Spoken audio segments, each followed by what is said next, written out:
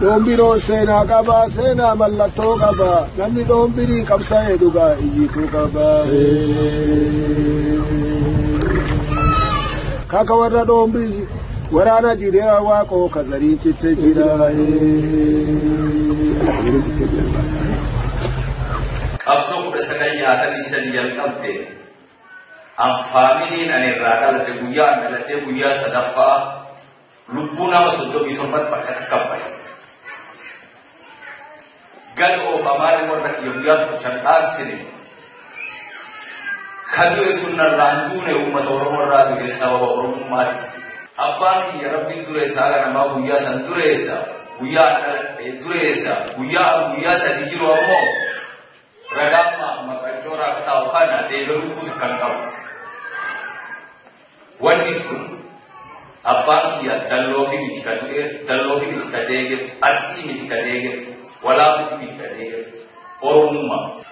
mee nama du'e obboleettii kiyya dutu teessan godhaa namni martuu obboleettii qaba haadha kiyya guddoo du'e haadha teessan godhaa namu haadha qaba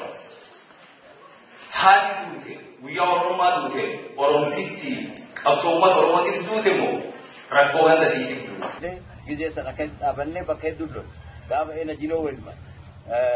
hatta jilina rawaqo guyyaa sammataa fiitii bu'ee loleen jinawaqoo guutuuf nami amaara achin nu fidanii akkanatti lolleen gaafsanillee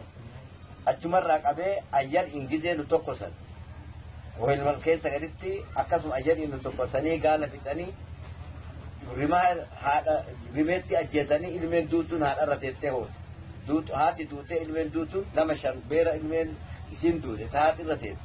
beera shantu guyyaa san du'e ta'e ilmeen irra teettee hoote seena akkasii waliin lollee isa ajjeefnee ifildeetti duunee baay'ee keessa dhaaban. Intala Korneel Aadan Jiloo dhale ka obboleettii tiyyaa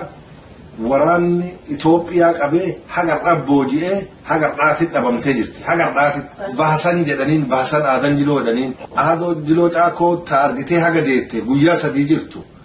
hidhaadha kanaa gadi haga ammaatitti roophilaan sun dhahee dawaamitiin dhahee haga ammatti argine ilmee argitee ilmee isii yoo sarkaa qabdu ilmeen sun jiraattee nam ilmee sun guddise haadha tiyyaa ilmee sunillee maqaan isii habboonee jedhanii intala guyyaa sadii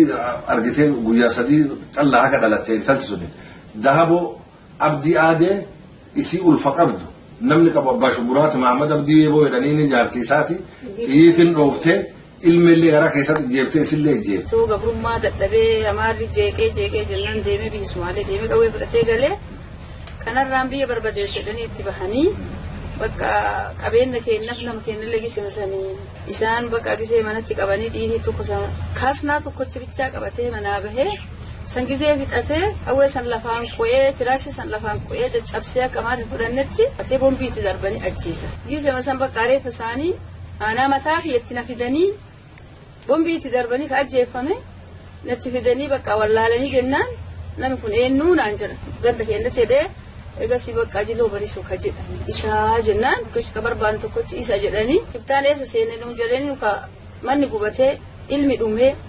namni guddaan manni jiru du'ee dhiigi nama ardii qabate kana nyaachiftan eessa jiru nuun jedhanii tumanii sadafiin nuqaanii egasii bakka ka ajjeesanii tare nu waan harkaa qabnu hin qabnu yoo barbaaddu nu fixaa nu eenyaa fi haga kana kun ka dhumee reefa argitanii horiin ka dhumee xiyyitiin fixxe nu kun haga kanatti walii qabamee jira nu barbaaddan nu fixaa nu amma jirumaayyuu hin barbaannu dhumuu barbaanna.